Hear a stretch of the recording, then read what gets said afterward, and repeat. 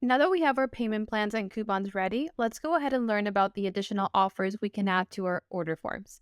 So our main offer is here, and then we can add another offer on the same page. This is called an order bump.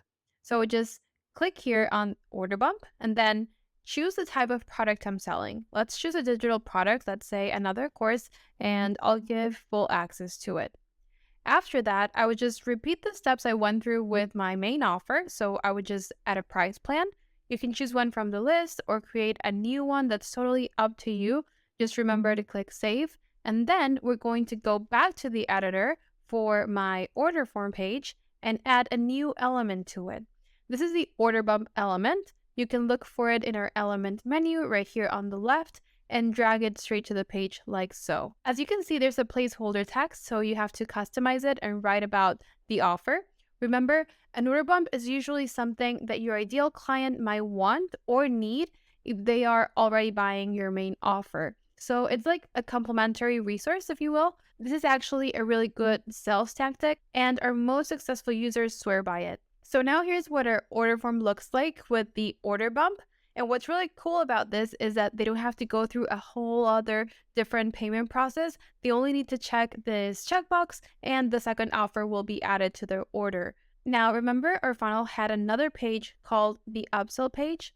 This is the page that our order form will redirect the customer after they make their purchase. The upsell page is very similar to an order form page in the sense that you can add digital products, physical products, and even affiliate commissions. But there are two main differences between the order form and upsell pages. The first difference is that the upsell link by itself doesn't really work. That means if we try to visit the page, we will be redirected to the order form and we won't be able to see the upsell. And the second difference is that the upsell does not contain any form. So here's a template that I chose for the upsell, and as you can see here, there is no form. In these pages, you only find a button to accept the offer and another button to decline the offer. And this is why you can't visit the upsell directly from the link, because your customer must first use the form to fill out their payment information before getting your upsell offer. We want this to be as simple as a yes or no decision, and having to go through a whole other payment process might not be appealing to someone who's already in purchase mode. So for the upsell, your customer would just click on the accept offer button and the payment will process immediately. But if they decline the offer, they will be redirected to our next step in the funnel, which is the downsell page. The downsell is pretty much the same thing as the upsell page in the sense that the link by itself won't work and there are no forms in it.